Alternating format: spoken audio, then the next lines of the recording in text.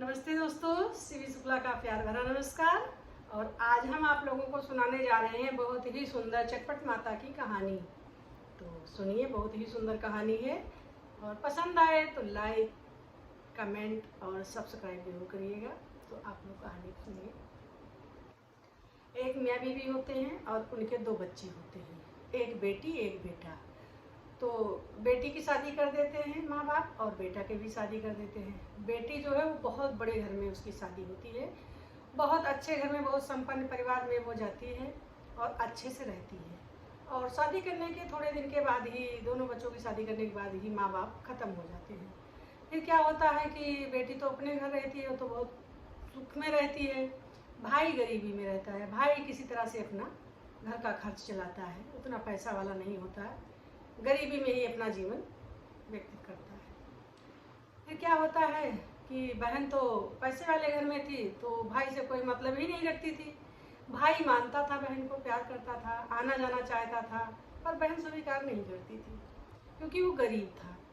जो भी जाता वो तो फटे पुराने कपड़े पहन के जाता और उसके पास कुछ होता भी नहीं था कि वो बहन के यहाँ भेंट में लेके कुछ जाए।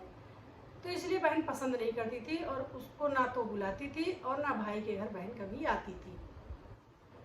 ऐसे अपना चलता रहा। फिर एक दिन क्या होता है कि बहन के नंद की शादी होती है। तो जानकारी तो हो ही जाती, कहीं कहीं से तो पता चल ही जाता है भाई कहाँ पे क्या हो रहा है। तो बहन सबको निमंत्रण देती है पर अपने भाई को निमंत्रण नहीं देती है। भाई बहुत सोचता है कि काश मेरी बहन भी मुझे निमंत्रण दे दो, मैं भी अपनी बहन के यहाँ जाऊँगा, जो हो सकेगा वो लेके जाऊँगा अपनी बहन के यहाँ। लेकिन बहन निमंत्रण नहीं देती है। फिर एक दिन जो है भाई झूठ बोलता है अपनी बीवी से, कहता है कि बहन के यहाँ जाना है मुझे। तो भाभी कहती, उसकी बीवी कहती है कि निमंत्रण तो आया नहीं, तुम्हारी बहन ने भेजा नहीं है, कैसे जाओगे? तो कहती, भाई कहता नहीं नहीं, निमंत्रण आया हमारे पास, हम जाएंगे।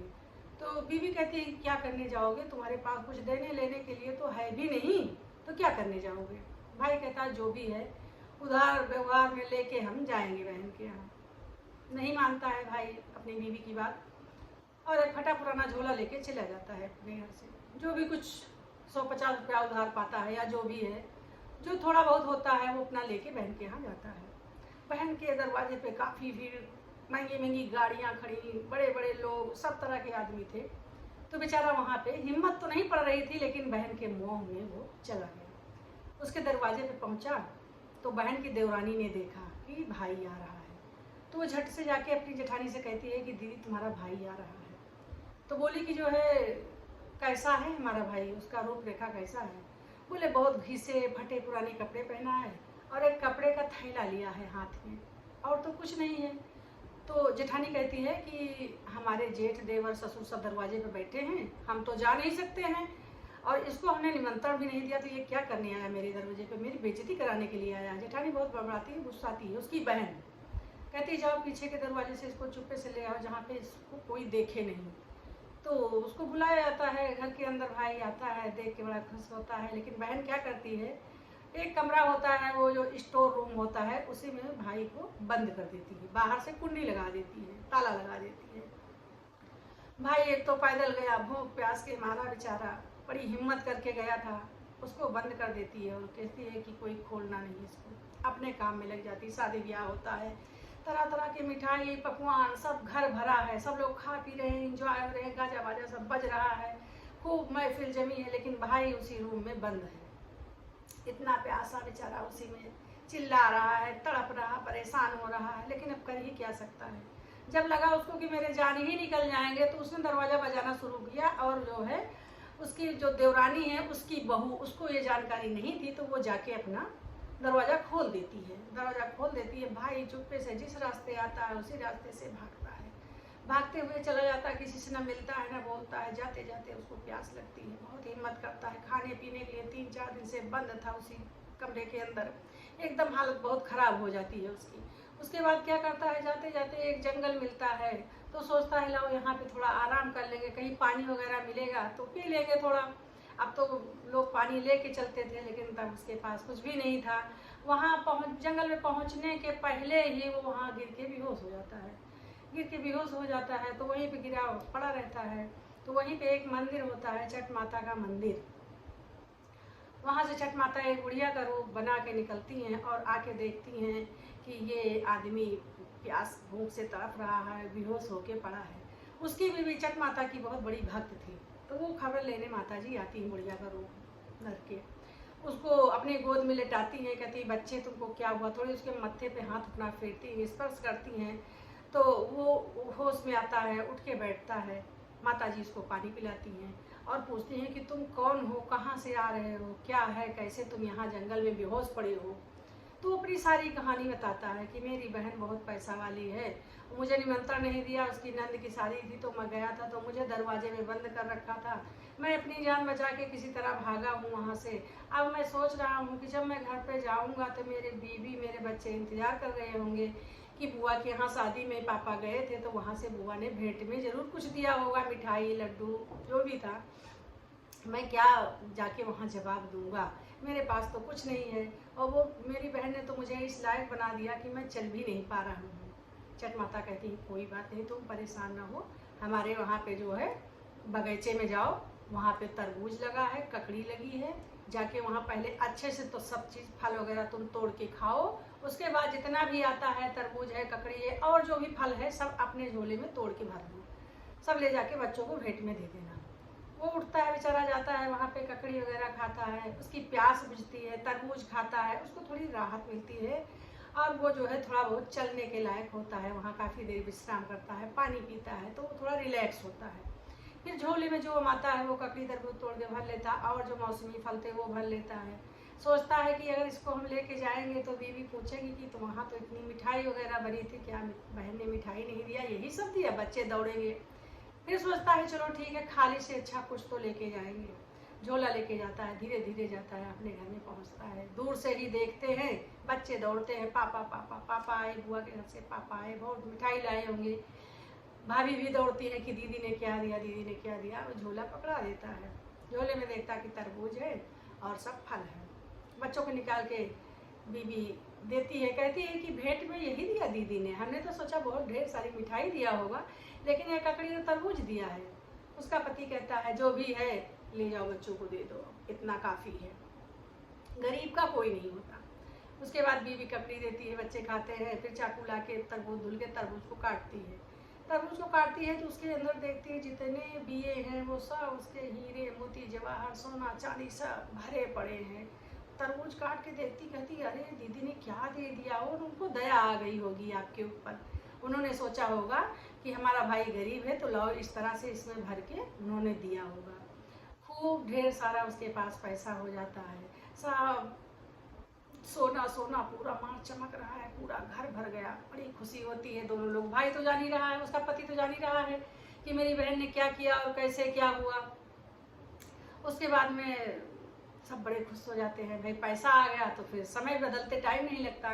बच्चों के लिए कपड़े आ गए, सब घर बढ़िया बन गया, मिठाई आ गई, गाड़ी खड़ी हो गई दरवाजे पे, सब मतलब जितना राजसी ठाट था सब भाई का हो गया। और खूब आशीष दे रही है भाभी नंद को कि मेरी दीदी की वजह से आज मेरा समय बदल गया है। भाई तो सब जान ही रहा है पर उसने बीवी से कुछ बताया नहीं। बोली बहुत दुखी होगी मेरी पत्नी। धीरे धीरे ऐसे था, उसके बाद में सब बढ़िया राज ठाट होने लगा, सब खाने पीने लगे अच्छे से। उनके दिन भगवान माता रानी की कृपा से, छठ माता के आशीर्वाद से अच्छा राजेशी ठाट हो गया। तो उसकी बीवी एक दिन याद करती है, पति से कहती है अपने कि जाओ एक दिन दीदी को ले आओ, उन्हीं के आशीर्वाद से तो आज हमको इतना सब मिला है। भाई कहता है कि अरे ठीक है, अपने घर में खुश हैं, हमको भी दे दिया, उन्हीं की वजह से हम भी खुश हैं, तो ठीक है अपने यहाँ। तो कहती नहीं, जाओ दीदी को लेके आओ, दीदी को धन्यवाद देना चाहते हैं। तो वो जाता है, खूब अच्छे से पहन ओढ़ के बढ़िया ब्रांडेड कपड़े पहन के गाड़ी से, और ढेर सारी मिठाई भेंट में फल सब चीज़ बहन के लिए लेके जाता है। तो उसकी देवरानी देखती है, कहती है कि दीदी दीदी तुम्हारे भैया आए हैं। कहती है फिर आ गया, भूल गया पहले वाली बात। तो कहती कि जाके देखा किस वेशभूषा में है। तो कहती कि दीदी बहुत बढ़िया कपड़ा पहने हैं और जो है खूब गोरे गोरे चमक रहे हैं, और जो है गाड़ी लग्जरी गाड़ी आई है बढ़िया, और बहुत बढ़िया बैग है, उसमें खूब सामान भरा हुआ है। तो कहती अच्छा। तो कहती हमारे जेठ देवर ससुर तो दरवाजे पर बैठे हैं, लेकिन हम अपने भाई से मिलने जाएंगे। जाती है, देखती है भाई को, तो भाई से लिपट जाती है। भाई कहता है बहन हम तुमको लेने आए हैं, तुम्हारी भाभी ने बुलाया है तुमको, बहुत याद करती है, तुम्हारे भतीजे याद करते हैं। तो बहन बोली कि भैया ठीक है हम चलेंगे, मेरे भाई का दिन बहुरा, हम चलेंगे और हमको बहुत दिन हो गया हम मायके नहीं गए। बहन तैयार होती है, भाई के साथ आती है। भाभी देखती है, बड़ी खुश होती है, बढ़िया फूल की थाली में नंद का चरण धुलती हैं पानी भर के। पुरानी प्रथा है तो नंद भी खुश होती, भाभी तो बहुत ही खुश हैं। नंद से कहती चलो दीदी तुमको मार्केट करा के लाते हैं। मार्केट जाती है, जिस चीज़ पे दीदी हाथ रखती है भाभी मुझे ये चाहिए वो चीज़ खरीद लेती है, जिस साड़ी पे रखती है वो चीज़ खरीदती है, जिस घड़ी पे जो जो चीज़ नंद को पसंद है सारी चीज़ खरीद खरीद के भाभी देती है कि, और अपने मन में कहती है कि आज जो भी हमारे पास है सब तुम्हारे ही वजह से तो है, सब चीज़ खरीद के लाती है। 5-6 दिन रुकती है, कहती है कि भैया अब हम चलेंगे, भाभी अब हमारी विदाई करो, हम अपने घर जाएंगे, कितने दिन यहाँ रुकेंगे और अब बहुत दिन रुक लिए। तो भाभी कहती है ठीक है जाओ तुम अपने घर। पूरी व्यवस्था करती है उसकी विदाई के लिए, मिठाई बनवाती, पकवान बनवाती है उसकी विदाई में देने के लिए। और सामान तो पहले ही उसने खूब ढेर सारा खरीद दिया था, चप्पल खरीद दिया था, जूती खरीद दिया था, जो भी चीज़ था जो पसंद किया सब उसने खरीद के दिया। उसके बाद भाई कहता है कि बहन 2 दिन तुम और रुक जाओ तब जाना।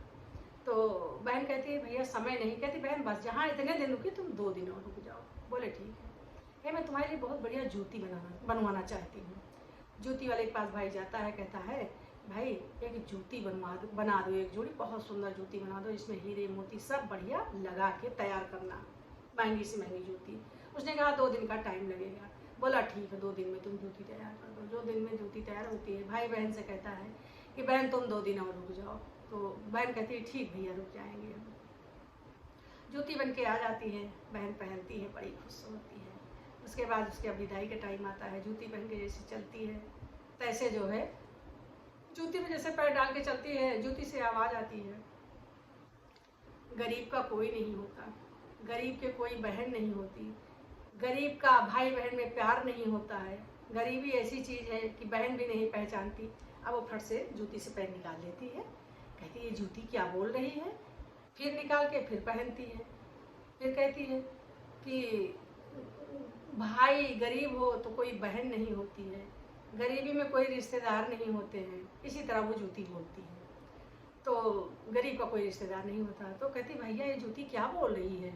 तो भाई कहता है अब बहन वो मोची ने जैसी जूती बना दिया, अब हम ले आए, हमें क्या पता क्या इसमें लगाया और ये क्या बोलती है, अब हमें क्या पता है। कहेंगे देखो क्या क्या बोलती है। बहन जूती पहन के चलती है, वो ऐसे ही बोलती जा रही है और बहन तो समझ ही रही है कि हमने भी अपने भाई के साथ क्या क्या किया है। उसके बाद में वो जूती पहन के चली जाती है। भाई से कहती है जब दूर भाई जाता है कि भाई हमने तुम्हारे साथ बहुत गलत काम किया है। तो भाई कहता कि नहीं कुछ नहीं किया, वो सब गरीबी का है और भगवान ने ही कराया है, तुमने कुछ नहीं किया है। बहन चली जाती है अपने घर, सोचते ही चली जाती है, बहुत परेशान हो रही है कि हमने बहुत अपने भाई के साथ गलत किया। भाई छोड़ के आता है तो वो पूछती है उसकी बीवी कि ये जूती क्या बोल रही थी। तो भाई कहता है कि पता नहीं क्या बोल रही थी, हम तो जूती बनवा के ले आए, भाई क्या बोलती हमें नहीं पता है। तो कहती कुछ आप मुझसे छुपा रहे हैं। बोले कुछ नहीं छुपा रहे। तो उसने कसम रख दिया कि नहीं आपको मेरी कसम, आप बताइए कि ये जूती क्या बोल रही थी, आप जानते हैं इस रहस्य को। तो उसने कहा कि ऐसी कोई रहस्य नहीं है। तो कहे नहीं आपको बताना पड़ेगा। तो उसका पति कहता है पहले बताओ कि तुम जिस तरह से मेरी बहन का आदर सत्कार की हो इसी तरह से हमेशा करोगी। बोले हमेशा करेंगे। कहीं कोई दुर्व्यवहार, कहीं कुछ नहीं। कहे ठीक है। भाई कहता कहीं तो सुनो मेरी कहानी। कहीं जब मैंने तुमसे कहा था कि मेरे निमंत्रण आया है, बहन ने मुझे बुलाया है, तो मुझे कोई निमंत्रण नहीं आया था और मेरी बहन ने मुझे बुलाया भी नहीं था। मैं यहाँ से किसी तरह से गया तुमसे झूठ बोल के ज़बरदस्ती, तो वहाँ पे मेरी बहन देखी तो मुझे बिल्कुल स्वीकार ही नहीं करना चाहती थी और पीछे के दरवाजे से मुझे बुलाया मेरी बहन ने और उसने हमको दरवाज़ा के अंदर बंद कर दिया। और 3-4 दिन तक हम भूखे प्यासे उसी दरवाजे में बंद थे कमरे में, ना हमको पानी पूछा, ना खाना पूछा, ना कुछ, हम उसी में बंद थे, उसी में छटपटा रहे थे। भूख प्यास से लग रहा था मेरे प्राण निकल जाएंगे। तो मैंने दरवाज़ा पटकना शुरू किया और रोना शुरू किया। तो उसमें से कोई आके मेरा दरवाज़ा खोला और मैं चुपचाप भागते हुए चला गया। मेरी इतनी हालत ख़राब हो गई थी कि मैं चल भी नहीं पा रहा था।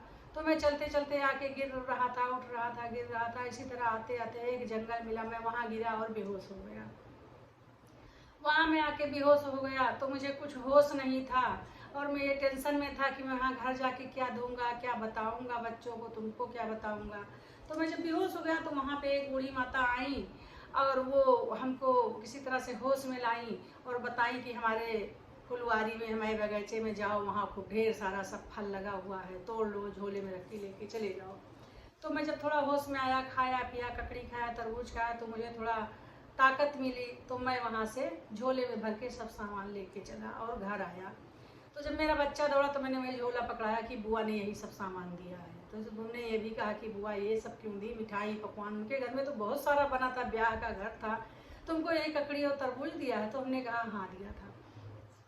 तो कहे कि वो जो है हमको वो बूढ़ी माता के आशीर्वाद से वो तरबूज मिला था, और जब वो काटा गया तो उसमें ये सारा सामान निकला, हीरा जवाहर सोना चांदी सब। तो ये वो माता जी की आशीर्वाद का था। तो वो उसकी बीवी कही वो चट माता थी और कोई नहीं थी, वो मेरी चट माता थी, मैं उनकी बहुत बड़ी भक्त हूँ, मैं वो पूजा करती हूँ, उन्हीं को तरस आया होगा और उन्हीं के चमत्कार से ये सब हुआ है। तो वो बोला कि फिर जो है ये मेरी बहन यहाँ पे आई तो उसको तो पता चल ही रहा था। तो उसकी भाभी ने कहा कोई बात नहीं, हमें जो भी हुआ उन्होंने अगर ऐसा ना किया होता तो ये कैसे होता, ना तुम बेहोश होते, ना माता जी मिलती, ना तुमको देती, ना मेरा समय वापस आता। तो बोले कि ऐसे बात उन्हीं के आशीर्वाद से सब हुआ है, दीदी के ही आशीर्वाद से अच्छा हुआ। अगर वो तुम्हारा सम्मान करती, तुम्हारा आदर सत्कार करती तो हमको ये सब कहाँ मिलता। तुम पेट में खाते और चले आते, थोड़ा बहुत जो दे देती वही 4 दिन में खा के ख़त्म कर देते हम लोग, फिर वैसे के वैसे ही रह जाते, गरीबी के दिन ही काटते। तो उन्हीं के बहाने ही हमें ये सब मिला है, तो हम उनको हमेशा सम्मान करेंगे और उनका कभी अपमान नहीं करेंगे। जो भी हुआ उन्हीं के कारण ही हुआ है, माता जी ने भले किया लेकिन उन्हीं की वजह से किया है। तो उसने कहा कि चलो कोई बात नहीं है, अब हम लोग अच्छे से रहेंगे। और उसने जो भाई अपने मोहल्ले की सुहागिन को न्योता और चक माता की पूजा की। चक माता ने और माफ़ी मांगा कि मेरी दीदी को कभी कोई कष्ट ना हो, उन्होंने जो भी मेरे साथ किया है ठीक है, पर उनका कभी बुरा मत करना माता जी। और माता जी ने खुश होकर जैसे उसको आशीर्वाद दिया, उसको हर चीज़ की कमी पूरी की, उसके दिन बहुरे वैसे सबका बहुरे। बोलो चटपट माता की जय।